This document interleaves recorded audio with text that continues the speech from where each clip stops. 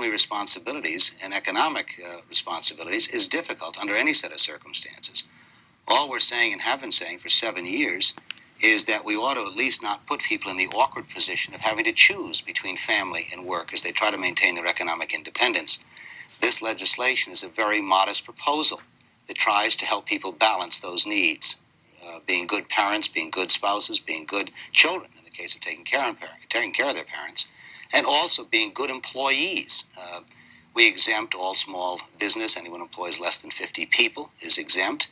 You've got to work for the employer for a year before you qualify for this. We allow employers to have a 10% exemption for their key employees.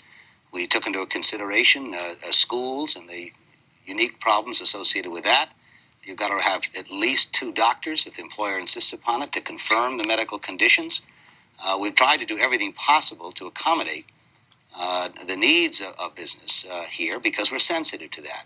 The costs are very marginal. In fact, if you're only looking at the cost, it's about $5.30 per covered worker per year, according to the General Accounting Office's examination of this.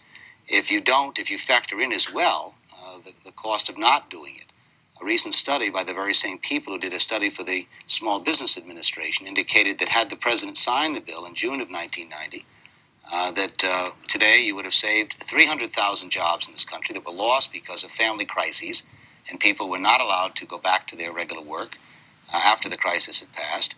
And according to a Cornell study examining the fiscal impact of that, it was some $500 million. Remember, this is unpaid leave. You've got to use your paid vacations, your sick leave, before you can get to this even. It isn't something you can take without exhausting those other benefits that are available to you. So it really is a very modest proposal. We're the only industrialized country in the world without a family and medical leave policy. Our major competitors provide paid leave, which I'm not advocating at all as the sponsor of the bill. So it isn't, the cost, as I say, is relatively modest.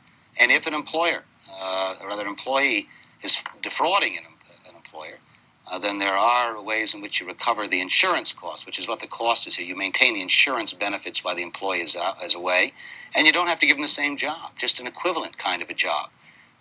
So we think it's a very modest proposal. My principal sponsors are Republican senators. We had 70 votes, almost 70 votes in the Senate for it. Senator Bond of Missouri, Senator Coates of Indiana have been terrifically supportive of this, along with many others. It's a bipartisan effort. It's not a political ploy. We think the president ought to sign this. This is something he ought to be very comfortable with. Welcome to C-SPAN, where today we're very happy to have once again Senator Christopher Dodd, Democrat from Connecticut. We're discussing the Family and Medical Leave Act, which he is the author of.